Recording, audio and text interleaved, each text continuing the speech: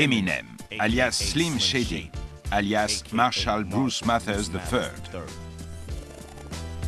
C'est un survivant, une star du rap, un père, un acteur, un criminel, un nabab des médias, la voix d'une génération. Il est devenu le rappeur-performeur le plus controversé. Un artiste dont l'image sulfureuse et les frasques ont trouvé un écho auprès d'une jeunesse américaine de plus en plus désabusée. Ces multiples personnages ont subjugué les publics de la planète tout entière. Issu d'un foyer désuni, il a puisé au fond de sa vie même la matière qui alimentera ses talents artistiques. Ses textes racontent sa vie, sa légende, son alter ego. Ils sont sa thérapie.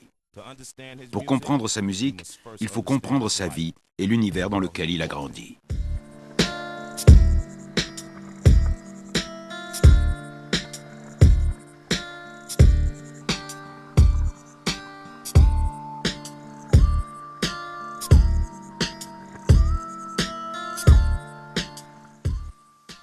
Je suis née à Highland, au Kansas, et ma mère a quitté mon père quand j'avais à peu près 9 mois. Elle m'a emmenée à Saint-Joseph, Missouri, chez ma grand-mère alcoolique qui me maltraitait. Saint-Joseph, Missouri. Une petite ville ouvrière tranquille où a grandi Betty, la grand-mère de Marshall, ainsi que Debbie, sa mère. Un foyer ravagé par l'alcoolisme, les mauvais traitements et la précarité.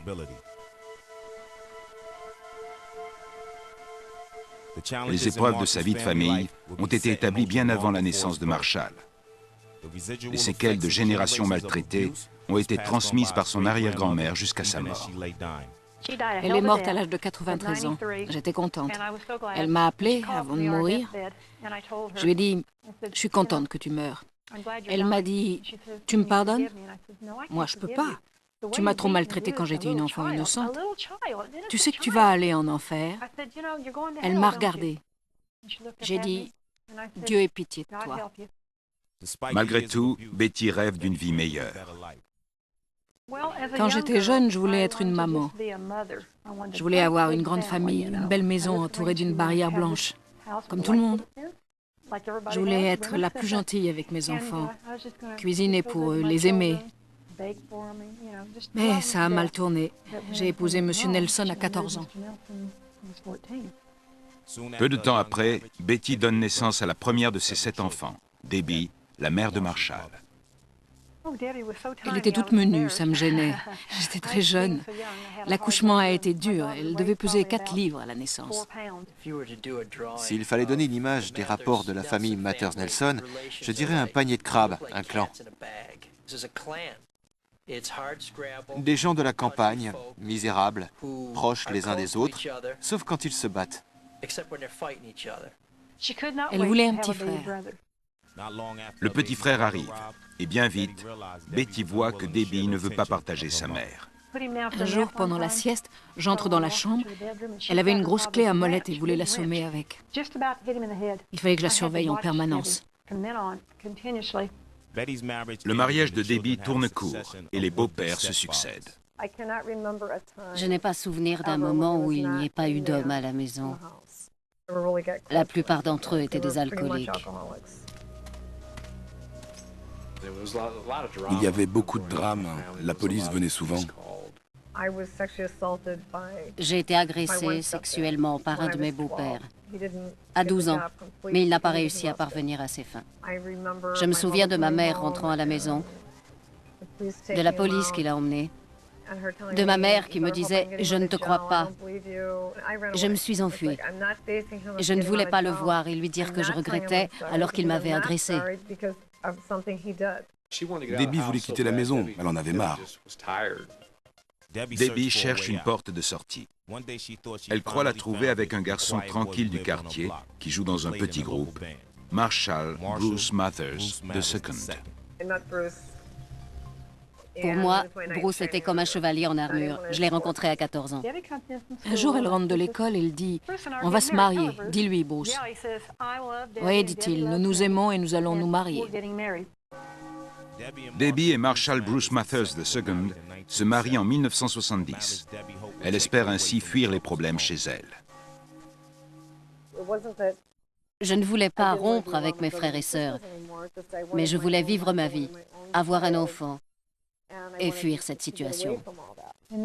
Puis elle a été enceinte, et moi aussi j'étais enceinte. Le 17 octobre 1972, Debbie accouche de Marshall Bruce Mathers III. Et là, c'était le paradis. C'était mon petit enfant. Je voulais tout lui donner. Il serait protégé de tout, à l'abri. J'allais l'aimer, être la meilleure mère du monde. Et j'ai promis à Dieu que l'alcool, la drogue, tous ces trucs-là lui seraient toujours épargnés. Les bagarres, les disputes, tout ça. Enfin heureuse dans sa famille, Debbie part dans le Dakota du Nord, où Bruce reprend le travail de son père dans un hôtel. Il s'installe au sous-sol de la maison des parents de Bruce. Debbie m'a dit que ça a commencé à mal tourner. Elle allait à la cafétéria de l'hôtel, Bruce rigolait avec des filles, elle était jalouse. Il l'a renvoyée à la maison avec le bébé, elle était seule. Puis il est devenu violent. Marshall Bruce Mathers II aimait lancer le couteau. Il lançait des couteaux. Il essayait de les planter le plus près de votre pied. Une fois, elle m'a appelé et m'a dit qu'elle rentrait à la maison. Elle est partie en train quand il avait 1 ou 2 ans. Elle a ramassé ses vêtements et ils ont pris le train pour St. Joe. Ça a été le début d'une longue suite de déménagements. Debbie fuit à nouveau les coups et l'alcoolisme. Elle quitte Bruce et revient à Saint-Joseph avec Marshall. Son père n'a jamais voulu le voir. Marshall a cherché à le joindre, Debbie aussi.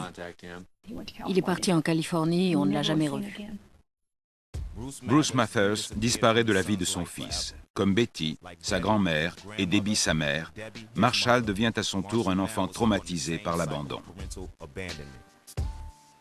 Il ne connaîtra jamais son père, mais jamais il ne l'oubliera.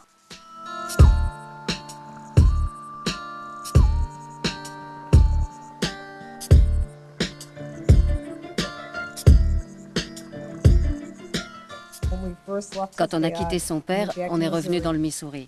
J'ai loué un petit studio. Elle essaie de joindre les deux bouts, change d'emploi, déménage, essaie d'élever son enfant au mieux, inconsciente des dégâts que cette vie lui inflige. Ils ne feront pas moins de 20 fois l'aller-retour entre Saint-Joseph et la région de Détroit pendant son enfance.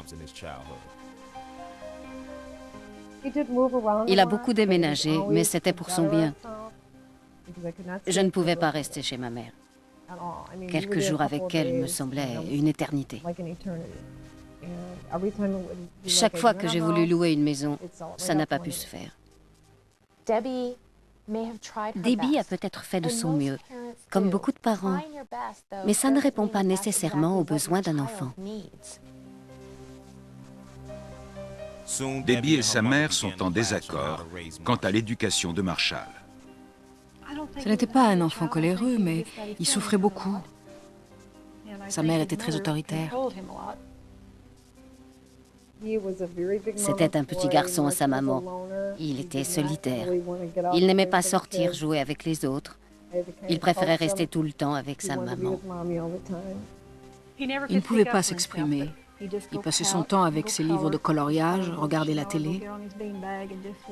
Un peu comme un petit chiot qui retournait dans son coin. Il a subi une rupture affective très jeune. Son père l'a laissé. Quelqu'un comme son oncle Todd a peut-être été assez proche de l'image du père quelque part. Je les protégeais. J'essayais de lui apprendre ce que c'est que d'être un homme. Je l'ai informé sur l'homosexualité pour qu'il sache que les garçons vont avec les filles et vice-versa. Ce genre de trucs. Ils ont beaucoup déménagé. Il n'a donc pas connu de stabilité. Il est possible que ce genre de vie l'ait poussé à se demander s'il pouvait avoir confiance en ce monde-là.